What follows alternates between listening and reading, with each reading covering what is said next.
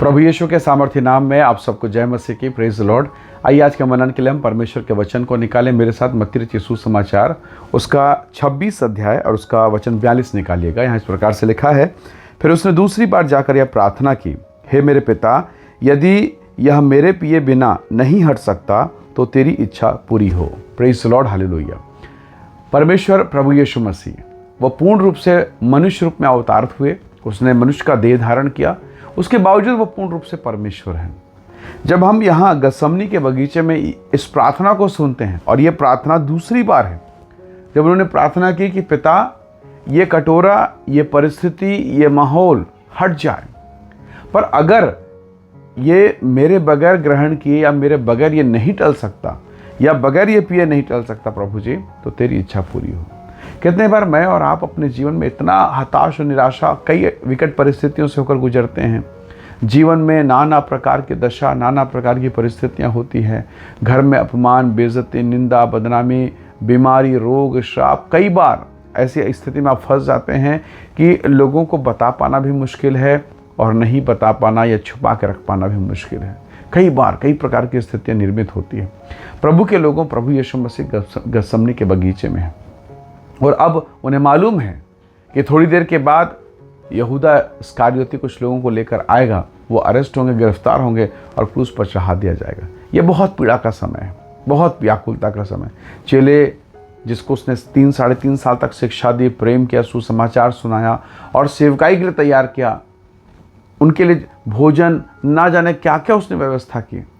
बस वो सैनिकों को आते देखेंगे और इनका प्यार, इनका प्रेम, इनका समर्पण, इनकी गवाही, प्रभु मैं तेरे साथ जेल जाऊंगा, सब खत्म। सब छोड़ के चले गए और यीशु मसीह उस स्थान पर केवल अकेले रह गए। क्या आप ऐसे माहौल से और गुजरे हैं जब सब आपको छोड़ दिए, कोई आपके साथ नहीं, कोई आपको समझने वाला नहीं, परिस्थितियाँ आपके खिलाफ, लोग आपके खिलाफ, आपके अपने लोग। और जब आपके अपने लोग आपके खिलाफ रहेंगे, ये पीड़ा का समय, ये दुख का समय होता है, बर्दाश्त से बाहर होता है। और उस दौर से यीशु मसीह गुजरे और उन्होंने कहा, पिता, अगर यही आपकी मर्जी है तो मुझे ग्रहण योग्य है, मैं कबूल करता हूँ, मैं रेडी हूँ प्रभु जी, जो आप चाहते हैं कीजिए। और आप जानते हैं कि यीशु मसीह शुक्रवार के दिन क्रूस पर चढ़ा दिए गए, कब्र में उनकी देह रखी गई। चेले तितर बितर, परिवार के लोग तितर बितर, जितने उसके सुनने वाले सब तितर बितर, शोक, पीड़ा, विलाप और सब कुछ खत्म। पर इतिहास में एक महान घटना हुई। रविवार के सुबह सुबह प्रभु यीशु मसीह जी उठे, पुनरुत्थान की सामर्थ, हालेलुया। और अब जिन्होंने क्रूस पर उसे टांगा, जिन्होंने उसे कोड़े लगाए, जिन्होंने उसे खिले ठोके, जो उसे छोड़ कर गए, जो उसे मुंह फेर कर गए, जिन्होंने उसके मुंह पर थूका, आज शर्मिंदा हैं। और वो देखकर तौबा कर रहे हैं, पश्चाताप कर रहे हैं कि हाय प्रभु, मैंने क्या कर दिया, आपको छोड़ दिया, तिरस्कार कर दिया। परमेश्वर के लोगों, परमेश्वर की ये योजना है। फिलिप्पी की पुस्तक उसका 2 अध्याय कहता है कि उसके बाद उसे वो नाम मिला जो सब नामों से ऊंचा है। क्यों? क्योंकि उसने मृत्यु, क्रूस की मृत्यु को सह ली। आप पुराने नियम में यूसुफ को जानते हैं। उसके जीवन में क्या दोष था? बस यही ना कि वो सपने देखता था और वो अपनी मर्जी से नहीं, परमेश्वर से दिखाता। वो दर्शन, वो स्वप्न देखता और परमेश्वर के भय और भक्ति में जीवन बिताता। उसके साथ हुआ क्या? जो नहीं सोचा वो हो गया। उसके अपने भाइयों ने उसका कपड़ा उतार के उसे गड्ढे में डाल दिया और अंततः अपने ही सगे भाइयों के द्वारा वो बेच डाला गया, वो गुलाम बना दिया गया, वो इस्माइलियों के हाथ पहुंचा दिया गया, वो पोतीपर के घर गए। ना जाने क्या क्या अत्याचार, जिसने जैसा चाहा उसके साथ वैसा किया और अंततः उसे ले जाकर जेल में डाल दिया। अब वो लड़का जिसने अपने लड़कपन और जवानी के दिनों में जब उसे बाहर होना चाहिए, वो अपने जीवन के सबसे स्वर्णिम अवसर पर था, आज वो जेल में है, रो रहा है। ना माँ है, ना पिता है, ना भाई है, ना बंधु है, कोई छुड़ाने वाला नहीं, कोई बचाने वाला नहीं। और ऐसे समय में क्या प्रार्थना करेंगे? वचन खोल कर देखिए, स्पष्ट लिखा है, यहोवा उसके साथ था और जिस काम पर वो हाथ डालता परमेश्वर उसे आशीष देता। क्यों? कारण एक ही था, ना केवल परमेश्वर उसके साथ, पर ये यूसुफ, ये छोटा लड़का भी परमेश्वर के साथ था। जंगल में रहकर भी दाऊद ने महल की चाहत नहीं की, लेकिन संसार के बनाने वाले परमेश्वर की संगति में रहकर उसने परमेश्वर की उपस्थिति की चाहत की, अभिषेक की तमन्ना की। और परमेश्वर ने उसे मसा से भरा। हालेलुया। प्रभु के लोगों, आप जिस दशा में हैं उसी दशा में परमेश्वर के प्रति वफादार रहिए। कई बार प्रभु आपके जीवन में कठिन परिस्थितियों को आने देता है, कठिन दशाओं को आने की अनुमति देता है ताकि वो आपको कुछ बनाएं। एक टेढ़ा बेड़ा पेड़ किसी खेत पर लगा, कहीं मैदान में लगा, उसकी कोई खूबसूरती नहीं, पर अगर वो एक अच्छे बढ़ई के हाथ में लग जाए तो उस टेढ़े मेढ़े पेड़ से वो क्या क्या बना सकता है, कल्पना से बाहर है।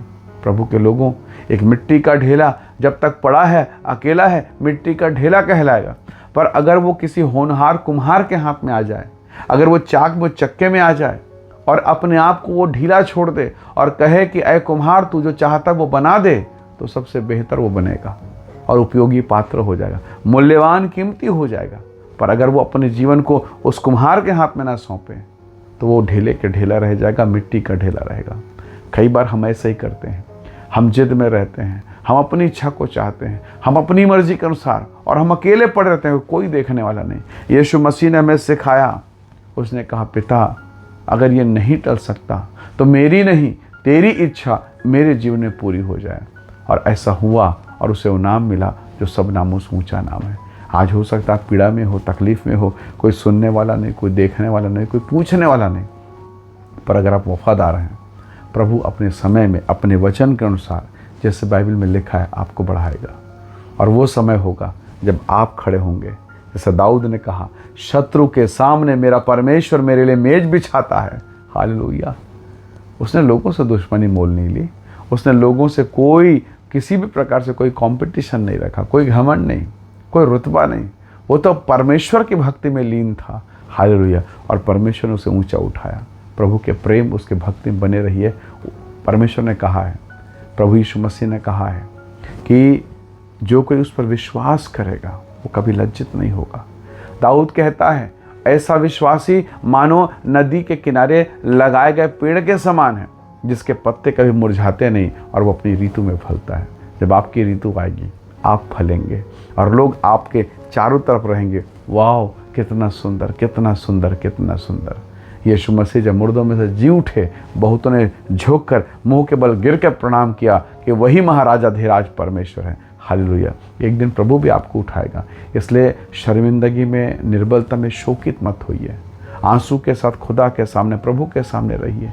हन्ना का कोई बच्चा नहीं था, पर क्या उसने मंदिर जाना, प्रभु के चरण में जाना रोका क्या?